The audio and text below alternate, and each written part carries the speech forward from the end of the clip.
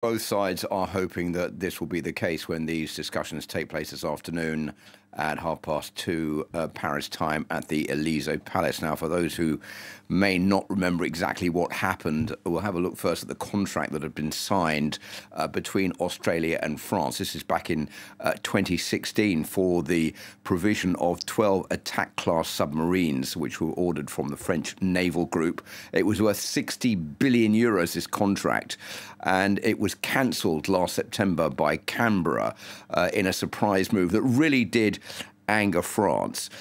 They have now decided to sign, in place of that, the Australians, what is being called the AUKUS deal. And now, what does AUKUS mean? AUKUS is a mixture of three countries: Australia, the United Kingdom, and the United States, AUKUS. It permits greater sharing of intelligence between those countries, and Australia is now allowed to build nuclear-powered submarines. France, of course, was absolutely furious when it found out that this original contract had been scuppered by the Australians. What you were saying in your intro is quite correct. Scott Morrison, the then Prime Minister, is now no longer in office. The Liberal right-wing Prime Minister of Australia has been replaced by a Labour Prime Minister, Anthony Albanese. And so I think France believes the time is right now for discussions to start again to try to rebuild some kind of strategic partnership with the Australians. But remember, this did go very badly. It was not just about the money involved, it was about the prestige of France in the region, and it resulted in France recalling its ambassadors from both Australia and the United States in protest of the fact that the deal had been scuppered. Now, Philip, Australia has already handed over 555 million euros in compensation to Paris over that scrapped deal. Has that helped repair ties? It's gone some way to preparing ties. There are no winners in this situation, unfortunately, Erin, because this has been a major loss for France and for its naval group, the submarine builders. Remember, a 60 billion euro contract. It wasn't all money for France because those submarines were going to be built in Australia. That means it's a loss for Australian industry. There's going to be a delay on the delivery of submarines. Those submarines that were signed to be built by France were due to be delivered in the 2030s.